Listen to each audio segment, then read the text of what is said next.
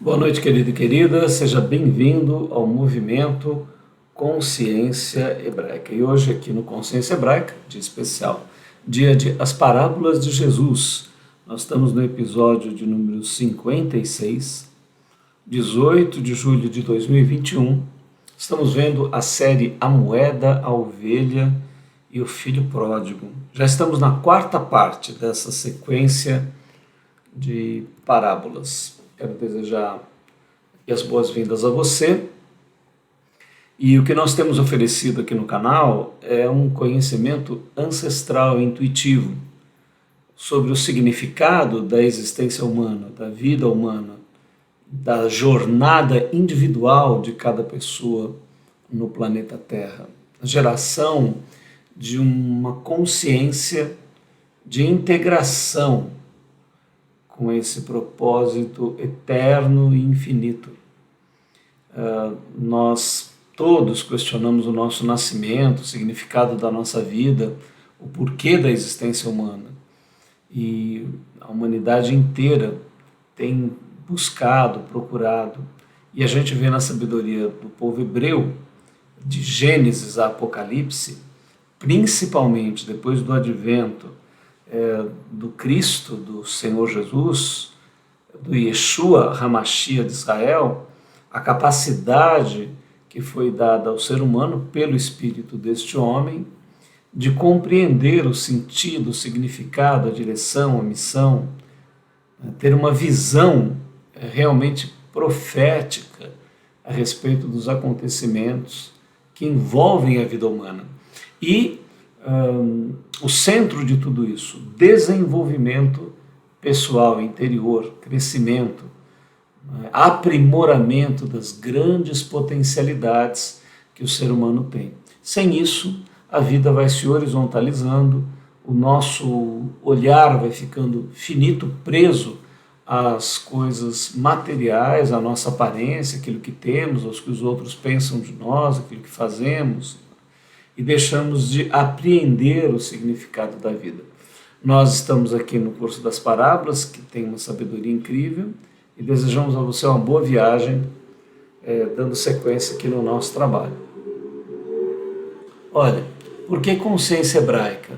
Nós temos falado um pouquinho, sempre no começo de cada apresentação, das 4 potencialidades humanas, o físico, emocional, mental e essencial, e essa faculdade espiritual do homem tem 4 expressões: a consciência, o arbítrio, a vontade e o amor. Nessa série nós estamos detalhando um pouquinho mais de cada uma. Se você pegar os capítulos anteriores, aí no nosso canal do YouTube, Consciência Hebraica, na playlist Parábolas de Jesus, você vai pegar os outros capítulos. A gente tem falado sobre o físico, emocional, mental e essencial. Hoje nós vamos falar um pouquinho sobre o arbítrio, das 4 potencialidades, 4 expressões da espiritualidade humana. A autoconsciência é uma das primeiras e fundamentais.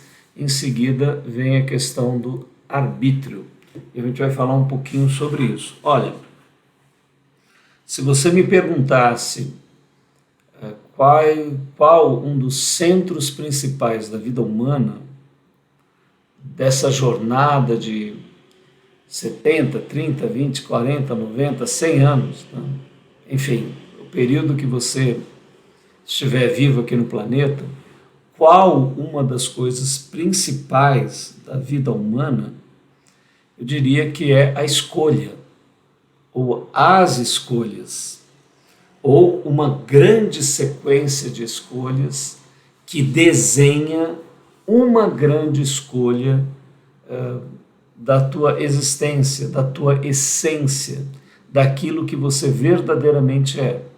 É através das nossas escolhas, das consequências que elas possuem, do resultado dessas escolhas e das novas atitudes que nós temos, são geradas em nós, é que está desenhado o gráfico da nossa existência, que está consumada a nossa experiência enquanto seres humanos aqui no planeta Terra. E como que tudo isso acontece?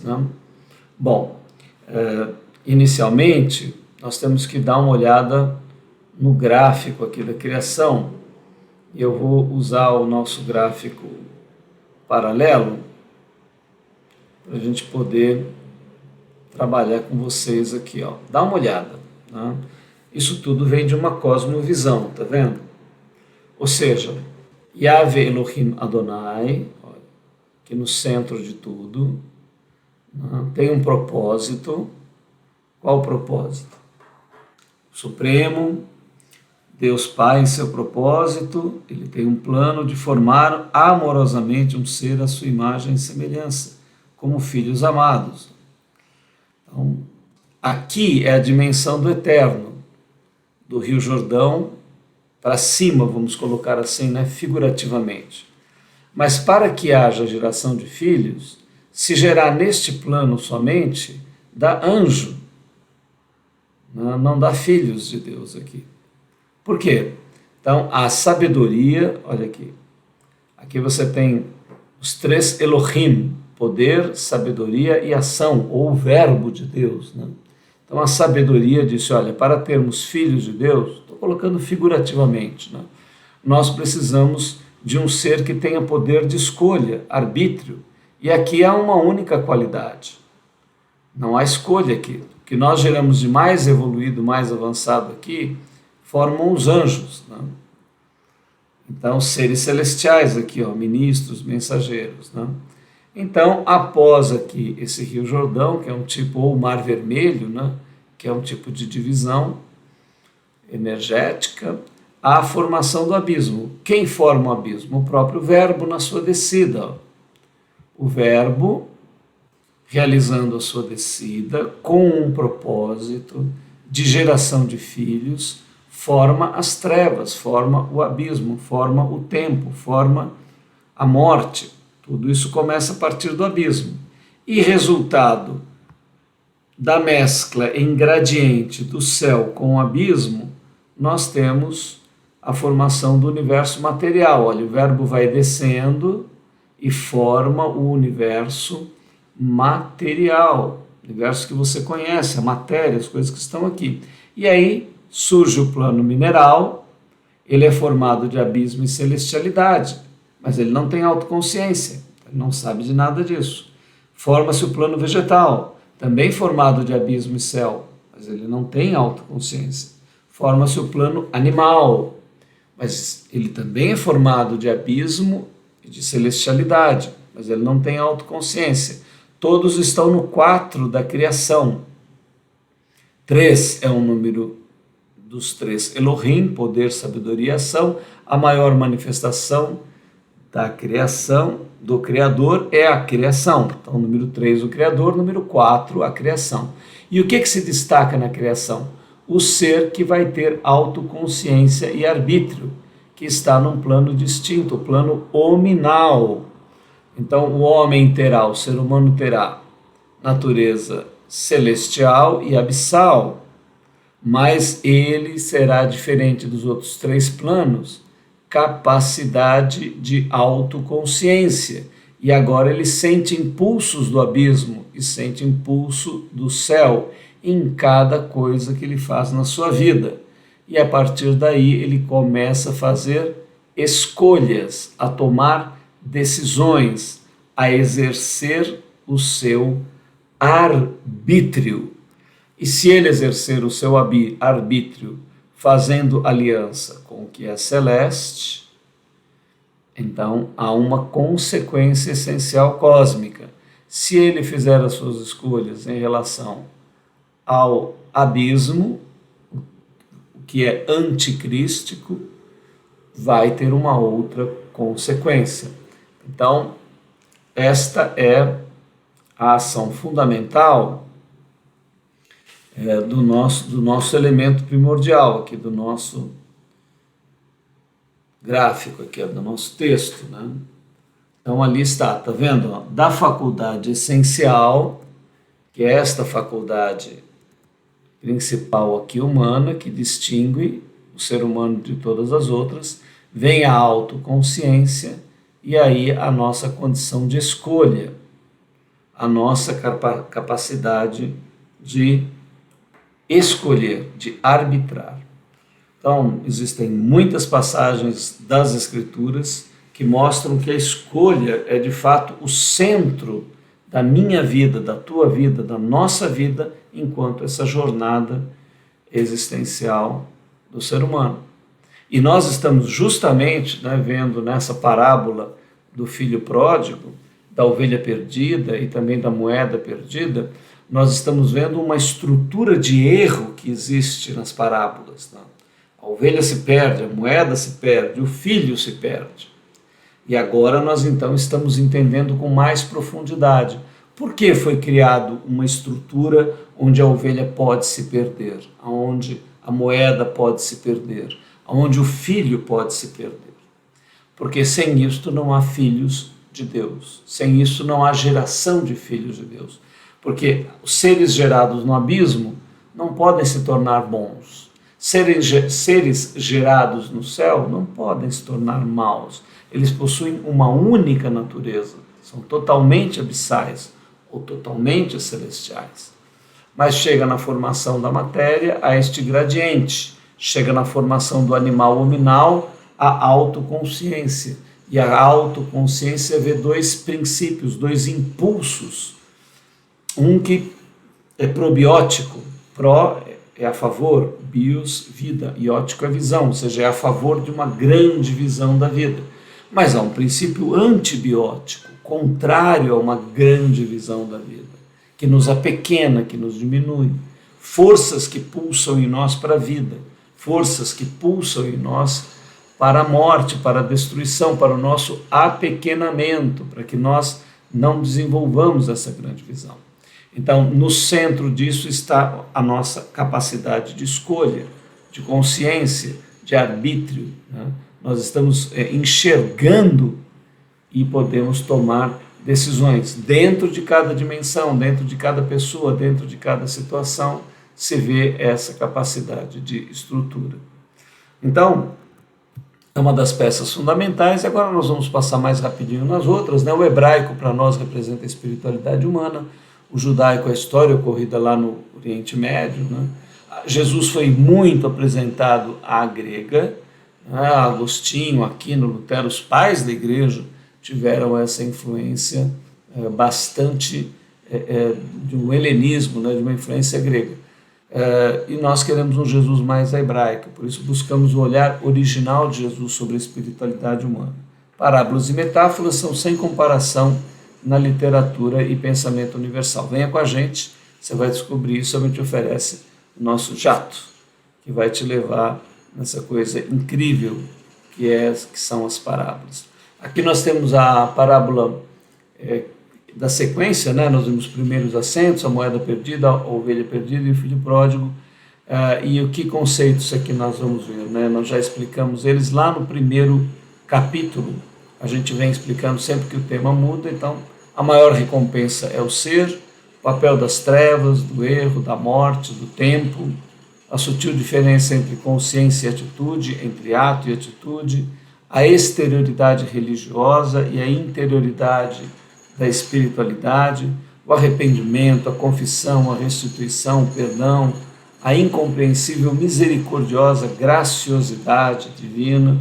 Não julgueis para que não sejais julgados, pois com a mesma medida, aí é uma grande reflexão, a alegria. Tenho-vos dito estas coisas para que a minha alegria esteja em vós. O verbo como filho pródigo, a grande parábola da criação em gerar filhos. Muito bem, agora nós vamos para o nosso texto, e nós estávamos na leitura da história. Bom, nós tínhamos lido a primeira parte no nosso último encontro. Agora nós vamos continuar a leitura da última parte da parábola do filho pródigo. Então, em Lucas 15, 18, ele continua contando a história assim: levantar-me-ei e irei ter com meu pai. Ou seja, o filho estava, se você pegou o nosso capítulo anterior, ele estava ali, tinha perdido tudo, todos os bens dele, tinha sido contratado para cuidar de porcos e ele estava passando fome, ele queria comer a mesma coisa que os porcos comiam, porque eles comiam com tanta vontade aquilo e para ele não davam nada. E aí ele caiu, tornou tornou a si ou caiu em si e falou, não, eu vou tomar uma decisão. Então agora a continuidade é assim, levantar-me-ei, irei ter com meu pai. E diz-lhe-ei, pai, pequei contra o céu e perante ti, já não sou digno de ser chamado teu filho. Faze-me como um dos teus empregados. E levantando-se foi para seu pai. E quando ainda estava longe, viu-o seu pai e moveu-se de íntima compaixão.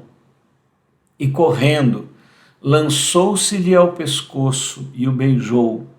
E o filho lhe disse, pai, pequei contra o céu e perante ti, já não sou digno de ser chamado teu filho.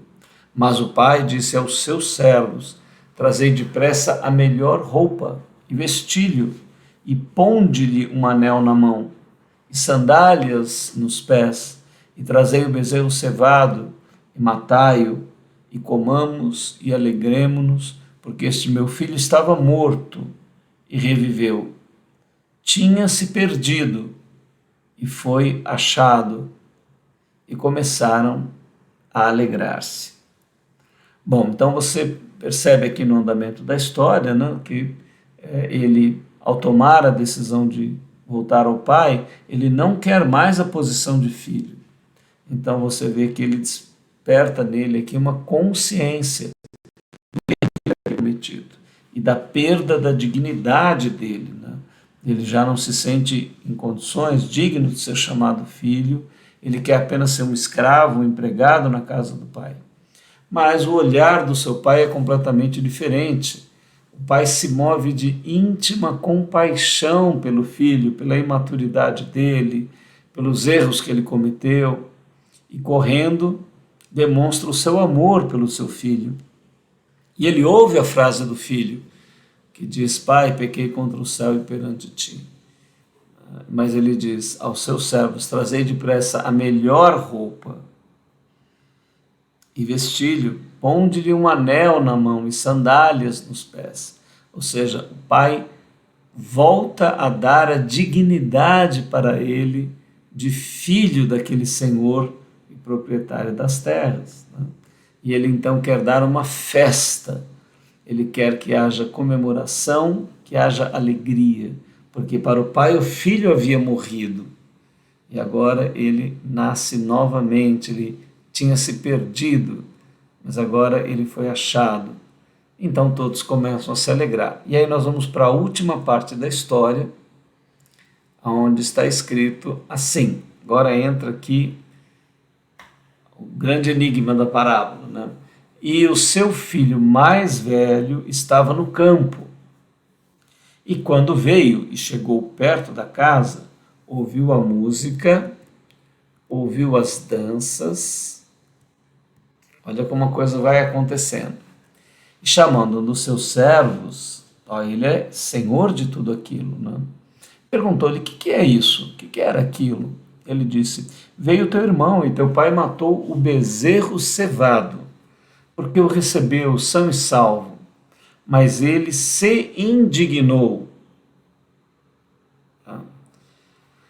e não queria entrar. E saindo seu pai, rogava-lhe que entrasse com ele, mas respondendo ele, disse ao pai, eis que te sirvo há tantos anos, sem nunca transgredir o teu mandamento, e nunca me deste um cabrito para alegrar-me com os meus amigos. Vindo, porém, este teu filho, que desperdiçou os seus bens com as meretrizes, mataste-lhe o bezerro cevado. E ele disse, filho, tu sempre estás comigo, todas as minhas coisas são tuas. Mas era justo alegrarmos-nos e folgarmos, porque este teu irmão estava morto e reviveu, tinha se perdido e achou-se. Então você vê aqui na parte final da parábola, né, o filho mais velho, aquele que permanece com o pai, quando vê o que está acontecendo e pergunta, quando ele descobre que o irmão havia regressado, ele não sente alegria alguma ali.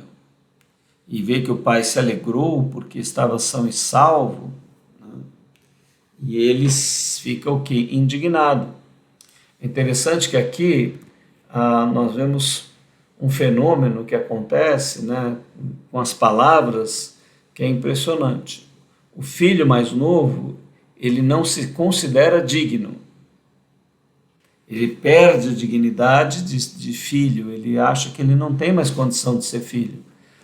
E o outro, ele fica cheio de dignidade, ele fica indignado, né? Mas essa indignação, a palavra né, pode representar aí que ele acabou perdendo a sua própria dignidade, né? Que esse pode ser no latim prefixo de negação, né? Então ele ficou sem dignidade, ele se indignou, ele se levanta de uma maneira imprópria, de uma maneira que não é correta, né? Contra o pai. E veja que coisa incrível, né? Um perde a dignidade e se aproxima do pai, nem querendo ser chamado de filho. O outro perde a dignidade e se levanta contra o pai e contra o irmão. Mas esse era o filho que tinha ficado em casa. Olha, ele se indignou e não queria entrar. E o pai sai à busca dele. E ele, respondendo ao pai, disse: eis que te sirvo há tantos anos. Olha, aqui já ele começa a lançar no rosto do pai, né? Ele não estava alegremente ao lado do pai, né? Ele estava se sentindo como um escravo, um empregado do pai. Mas veja, o filho mais novo é que disse que queria ser um empregado.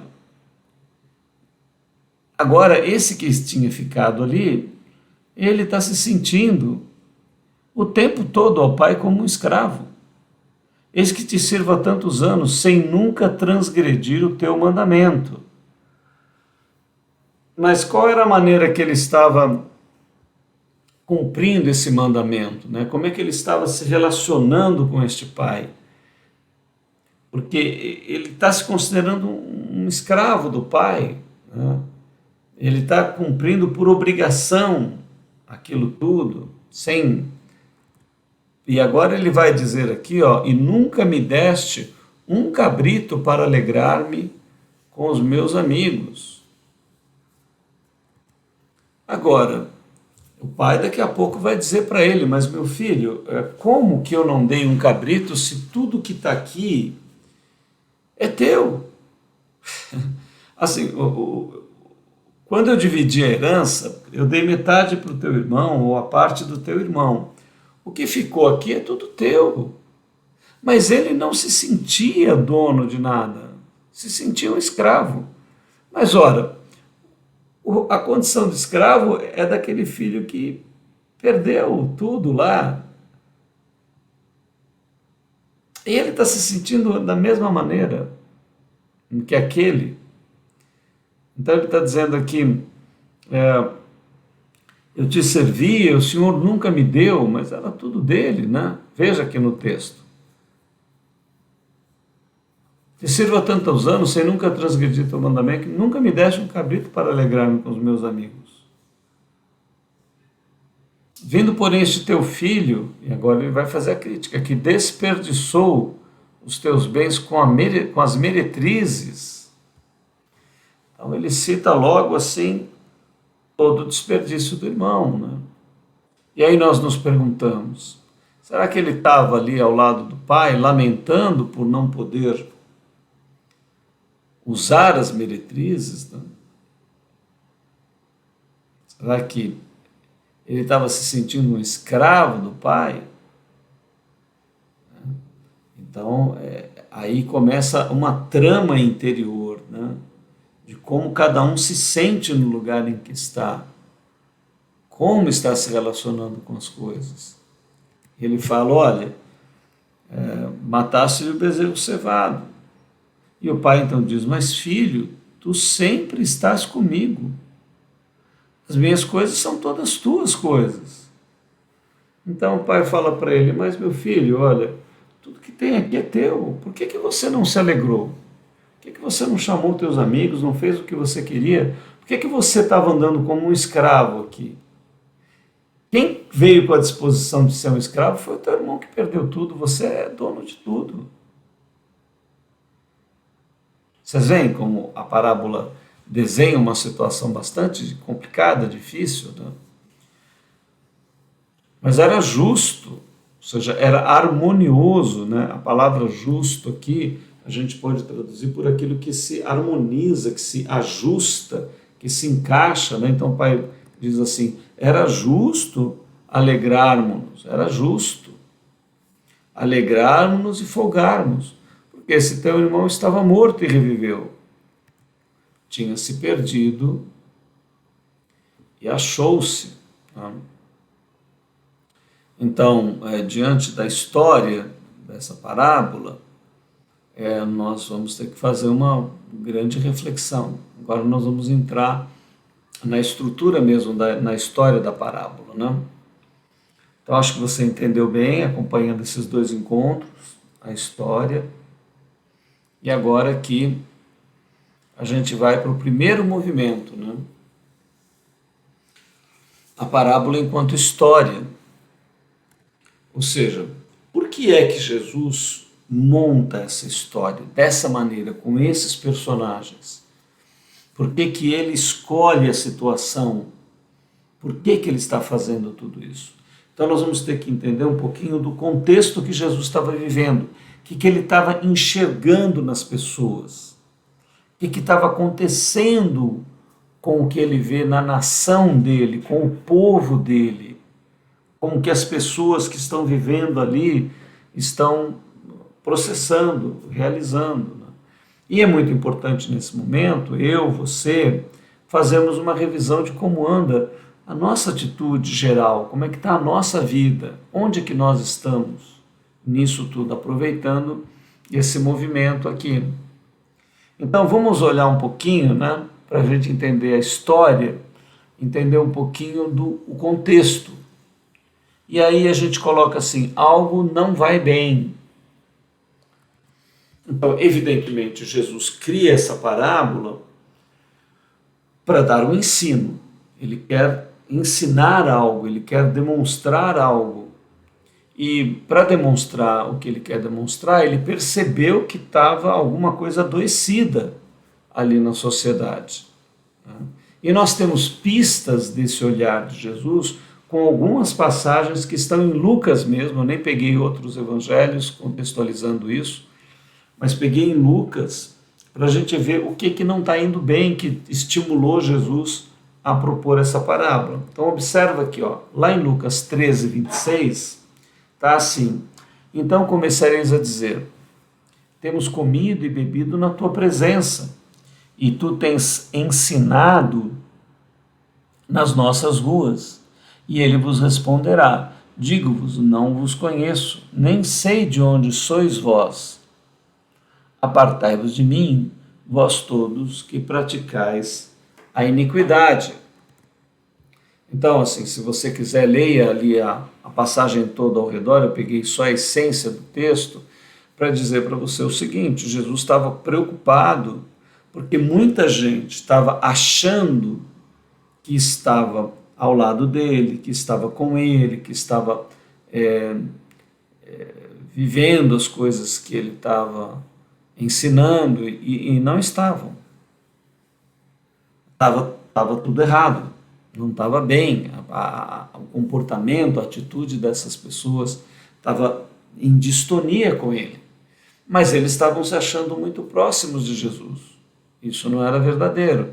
Então, ele aqui dá um alerta, né? Ele percebe isso, ele fala, olha, eu não sei, naquele dia vocês vão dizer que comeram comigo, na minha presença, e que têm sido ensinados por mim, mas eu vou dizer que nem conheço vocês, não sei nem de onde vocês são, e mais, né?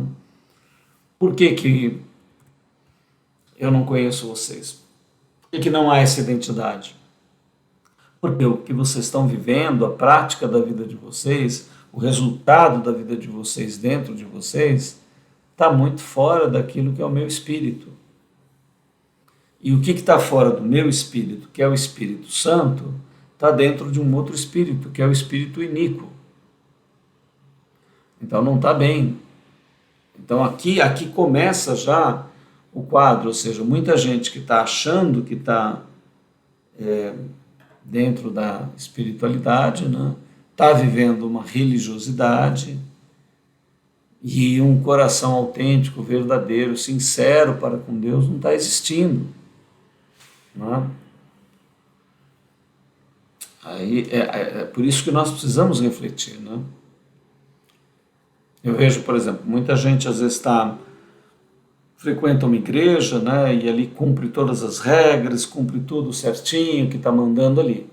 Aí arruma um problema com uma liderança, ou entre algumas pessoas, ou se decepciona por alguma forma, aí a pessoa sai dali como se não tivesse espiritualidade nenhuma.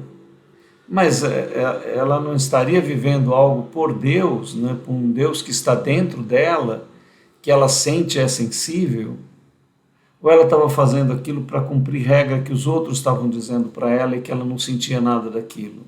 Então era tudo falso que ela estava vivendo ali, porque se é verdadeiro, independente dela estar num lugar ou em outro, ela vai viver aquilo que ela sente que é ético. Né? Então alguma coisa não estava bem ali.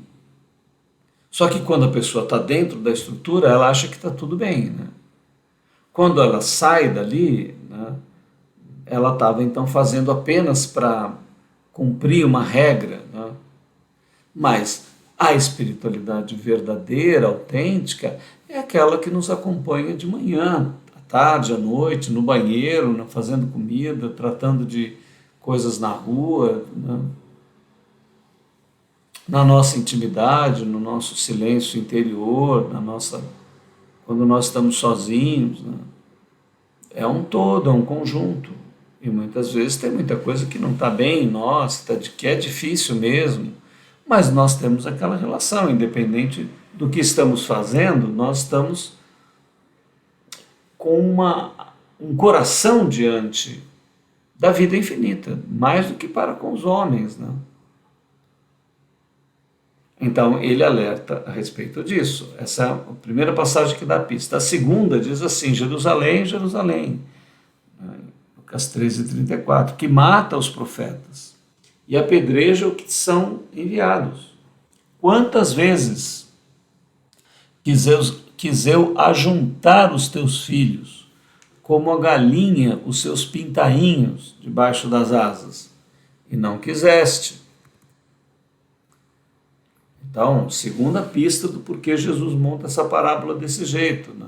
Está falando, olha, eu quero reunir vocês, eu quero dar paz a vocês, eu quero congregar vocês, mas quando eu vou mexer nas coisas de vocês, para que a paz seja gerada, a harmonia seja gerada, o amor seja gerado, vocês me matam.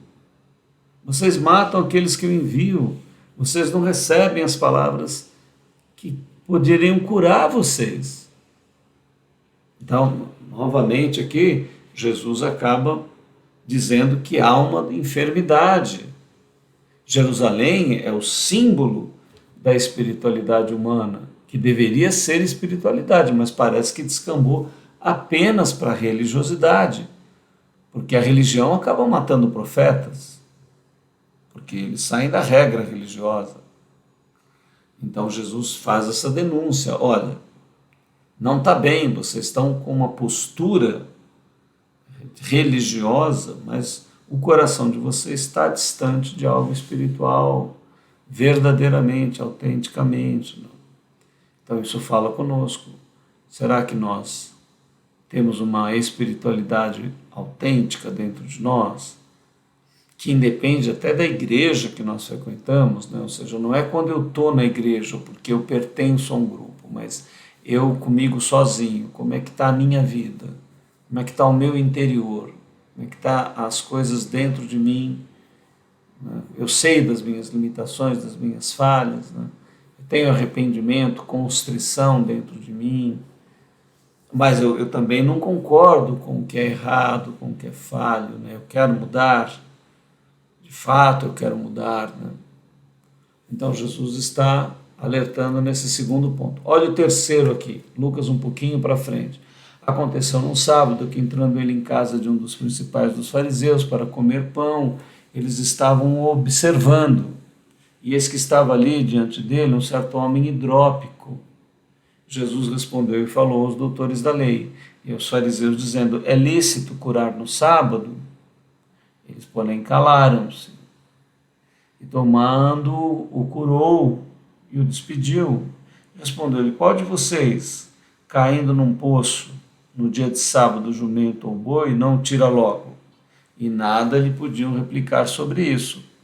E disse aos convidados uma parábola, reparando como escolhia os primeiros assentos. Olha, vê essa passagem, né?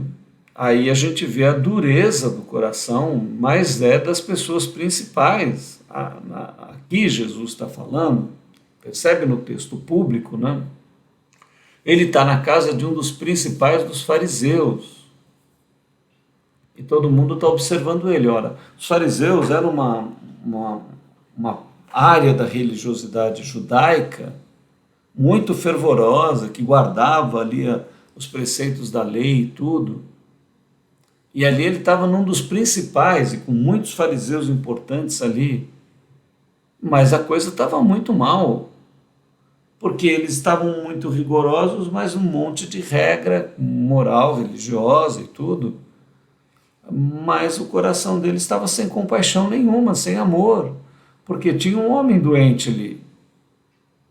Jesus falou: olha, nós vamos curar esse homem. Ninguém teve compaixão do homem para dizer: Senhor, se nós pudéssemos curá-lo, nós o curaríamos com alegria diante de Deus.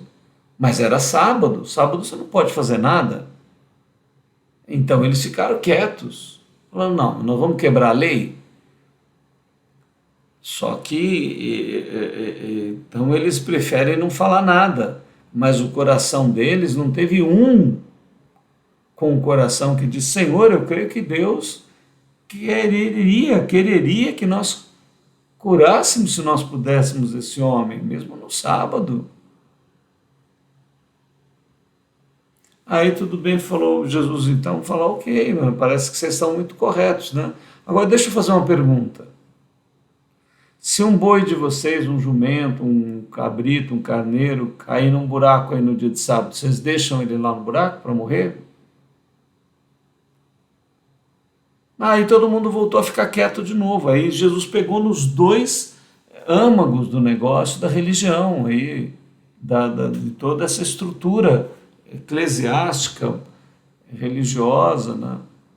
Falou: olha, vocês não curam um homem, mas para tirar alguma coisa que vocês vão perder de dinheiro, vocês se movem na hora. Vocês não querem saber. Mas para curar alguém que não vai mexer nada com você, só vai trazer um benefício para o outro, aí você fica com a moral religiosa de cumprir. Mas você não deixa de cumprir. Eu não estou falando que eles deveriam deixar de cumprir. Era para curar alguém, era para dar vida para alguém. Deus é vida, Deus é cura. Mas você vê a estrutura aí como é que está. E depois, logo em seguida, é dito ali, né, que Jesus observou como o pessoal procurava sentar nos melhores assentos. O melhor para mim eu sento, os outros que se lasquem, sentem onde puder. Eu estou escolhendo o meu melhor lugar.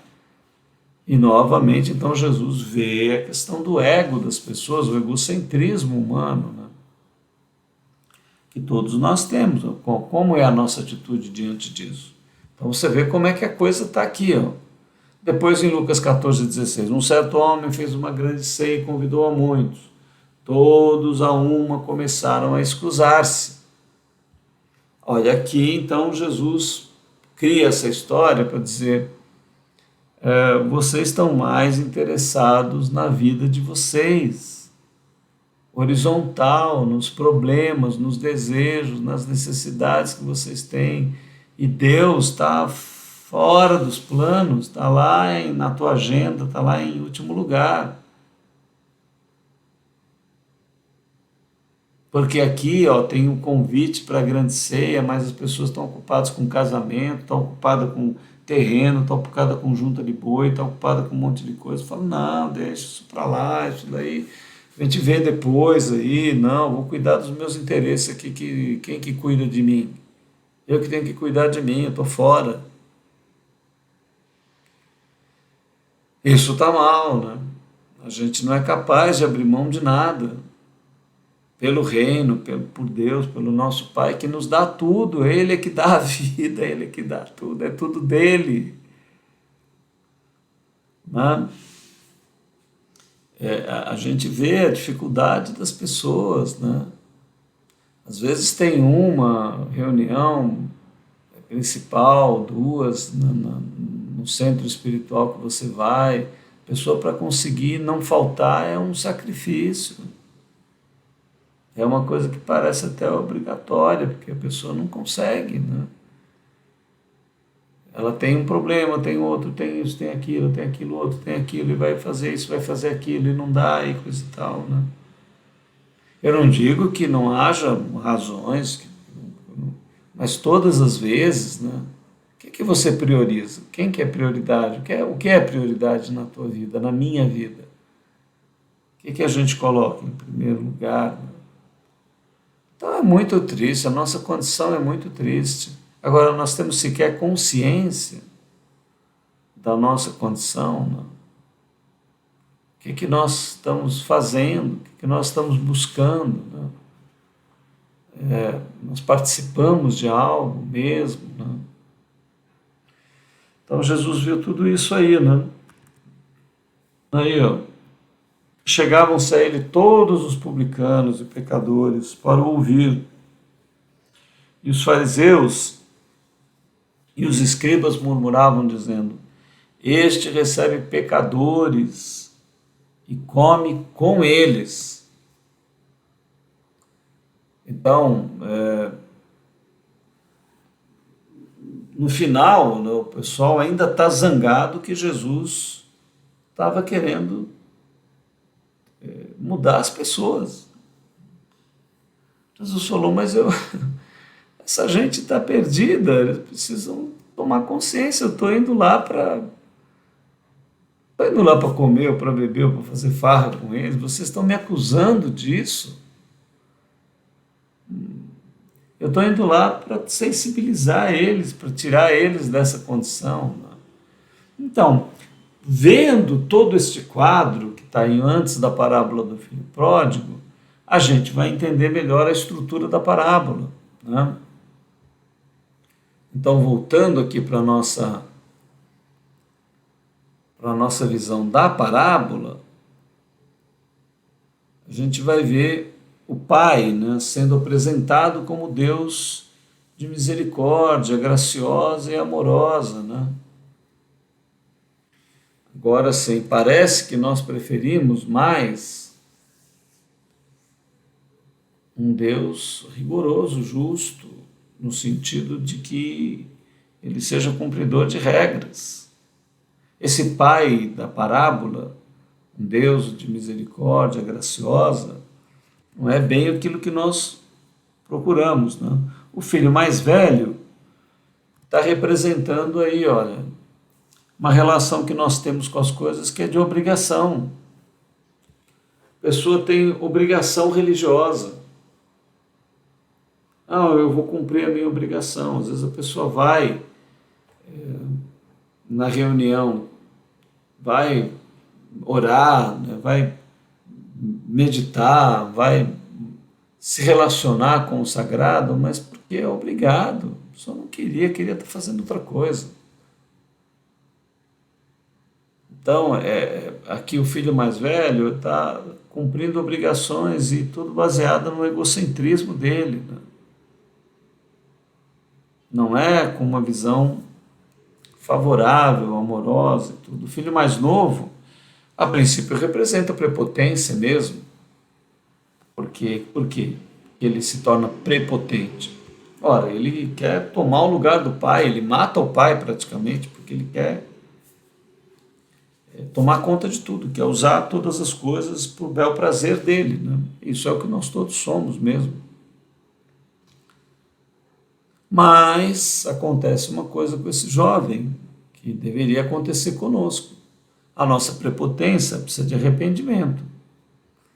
E hoje em dia, e na sociedade de um modo geral, a frase é: não me arrependo de nada, só do que eu não fiz. Né? As pessoas não falam mais em arrependimento. Arrependimento saiu de moda, né? Não é mais necessário. As pessoas não querem saber de nada disso, não querem nem ouvir, não querem saber de nada. Ok, tudo bem. Cada um está. Isso tudo são escolhas. Nós falamos desde o início aqui do nosso encontro. São escolhas. Escolhas que eu faço, escolhas que eu modelo o meu ser. Meu ser está sendo modelado. A tua agenda, ela revela o que você é. Quem é você? Está na tua agenda. Como é que você ocupa as tuas horas? O que você faz de principal? Como é que é o teu dia a dia? Você cuida de quê? Cuida de quem? Cuida para quê? Cuida quando? Cuida onde? Não. Então a gente vê aqui, ó, filho mais novo, prepotência a princípio, mas arrependimento no final, né? E aí entra a estrutura do erro.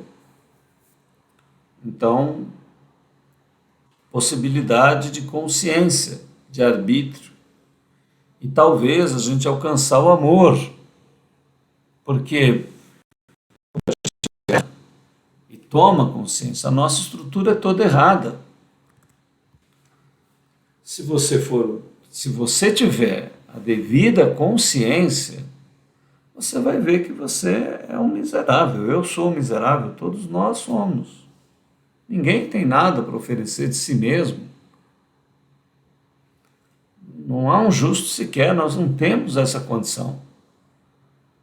A única coisa que nós temos é nos lamentarmos e nos arrependermos, né?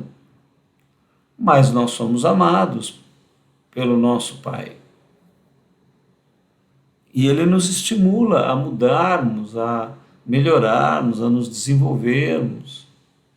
E Ele mesmo nos dá força, Ele nos dá dignidade. Você vê que na parábola, e agora a gente vai com essa estrutura pegar a história da parábola, depois nós vamos fazer mais duas abordagens dela, agora nós estamos vendo a história mesmo, você vai ver que o filho lá mais novo, ele estava sem dignidade. Ele toma consciência de que ele não tinha dignidade de filho. Mas ele já não tinha essa dignidade quando ele quis matar o pai dele. Que quando ele pede a herança, ele pede um tipo de morte do pai, se afasta do pai, vai cuidar de todas aquelas coisas. Mas ele depois ele se arrepende. Agora, o filho mais velho é que é mais complicado. Porque ele não sai do lado do pai. Ele herda todas as coisas, mas ele fica como escravo ali também. Olha que coisa interessante. E ele não desenvolve compaixão, ele não desenvolve misericórdia, ele está do lado do Pai misericordioso, gracioso, amoroso, mas ele fica cada vez mais duro, mesmo vivendo com o Pai, mesmo andando na casa do Pai, mesmo vendo o comportamento do Pai. Ele não imita o pai, ele não gosta daquele tipo de comportamento. E no final ele se levanta contra o pai. Enquanto o outro volta querendo ser escravo do pai, nem quer ser filho, aquele que ficou ali está indo contra o pai. Se pudesse, matava o irmão. Queria que o irmão tivesse morto. Porque, na verdade, quando ele fala esse teu filho, ele já não quer mais saber daquele camarada como irmão dele. Gastou tudo com as prostitutas. E será que ele queria gastar ele com as prostitutas? Então, por que ele não foi gastar a parte dele? Ele ficou ali tudo, mas ficou com ódio, com raiva dentro dele, não viveu não se arrependeu, não tomou consciência. Olha que coisa incrível. Então, nós temos que tomar um cuidado com isso, porque o filho mais novo perde a dignidade, já não se considera digno. E depois o outro vai se indignar também, vai perder essa dignidade, mas tendo ficado ali do lado do pai. Então, não é nem uma coisa nem outra, né? Jesus não está aqui aprovando aquilo que o jovem fez, pedir a herança do pai, gastar todo o dinheiro e voltar, mas Jesus está aprovando o resultado final, dizendo, olha, ele se arrependeu. Agora, o outro não está chegando ao arrependimento, ficou pior do que aquele que foi. Então, Jesus está nos mostrando as duas estruturas que estão muito mal.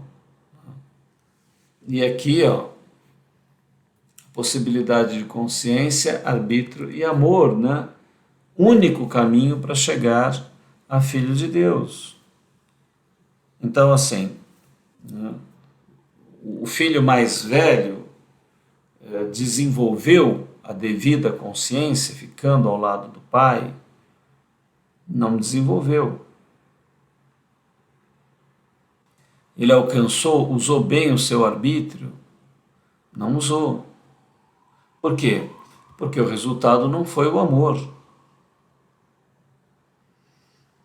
Ele não amava o irmão, não amava nem o pai, porque ele foi para cima do pai. E acusou o pai. E se colocou como um escravo. Um pai desses, amoroso, falou, meu filho, é tudo teu aqui, tudo que está aqui é teu. Por que você não aproveitou, não chamou os teus amigos, não fez uma festa esse tempo todo? Podia fazer festa todo final de semana, se você quisesse. Por que você não fez? Não. Agora, não há o fruto do arrependimento nesse irmão mais velho. Então, assim, se você está seguindo Jesus, você está na igreja, se você está se relacionando com Deus, mas de uma maneira falsa, por motivos errados, né? Sem sinceridade, sem você abrir o teu coração, sem você confessar as tuas falhas, sem você sentir alegria pelo que você tem, sem você ter contentamento, porque você está cumprindo uma série de regras. Cuidado, você pode estar indo pelo caminho do irmão mais velho, né? Agora, se você também simplesmente se despediu do pai, você sai da casa do pai e vai viver tudo que é errado, que é atrapalhado, você nem lembra de onde você saiu, você vai acabar com os porcos lá, né? Então, na verdade, os dois casos aí precisam de arrependimento. O arrependimento é a condição fundamental. O que a parábola explica, né, quando a gente vê aqui nos textos, né, no texto principal da nossa parábola, se a gente pegar a história inteira da parábola, né, agora para a gente encerrar aqui, né, levantar-me-ei, irei ter com meu pai e dir-lhe-ei, pai, pequei contra o céu e perante ti, e já não sou digno de ser chamado teu filho, né? Então, esse é o centro de tudo. Nós somos formados numa estrutura de erro. E nós somos errados por natureza. Nosso ser tem falhas. E nós não vamos conseguir realizar pela nossa força, pela força do nosso braço, nós não vamos conseguir realizar. Não é a lei que aperfeiçoa nada, é o amor, é a graça de Deus. Então, aqui é que entra o conceito da misericórdia divina. Nós todos somos objetos, alvos da misericórdia de Deus. Seja aqueles que ficam na casa do Pai, sejam aqueles que vão, ninguém é melhor do que ninguém. Será que você consegue compreender a mensagem de Jesus nessa parábola? Todos pecaram, todos carecem de arrependimento, todos precisam de confissão, todos precisam diante de Deus se sentir perdoados. E a nossa dignidade, nós a perdemos mesmo. Só que nós não podemos ter uma atitude prepotente e arrogante diante da nossa indignidade. O filho mais novo, diante da indignidade, ele aceita, ele fala, olha, eu não sou mesmo digno, né? Eu vou lá, mas eu quero ficar com meu pai. Ele não volta para a casa do pai com o objetivo de ter os mesmos direitos, de reclamar nada. Ele volta lá para ser um escravo. Mas ele quer ficar do lado do pai, ele sabe que o pai é generoso, é amoroso, ele reconhece o amor do pai. Agora, aquele filho que ficou lá cumprindo regras, ele não reconhece, não aceita o amor do pai, a graça, a misericórdia. Ele quer uma justiça num modelo próprio dele, né? Então, isso tudo é muito complicado e o pai está se movendo de íntima compaixão, ele se moveu pelos dois filhos, ele se moveu, porque depois ele vai falar com o mais velho e ele vai dizer as mesmas coisas aqui para ele.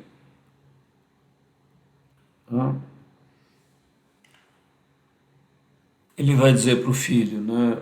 Filho, tu sempre estás comigo.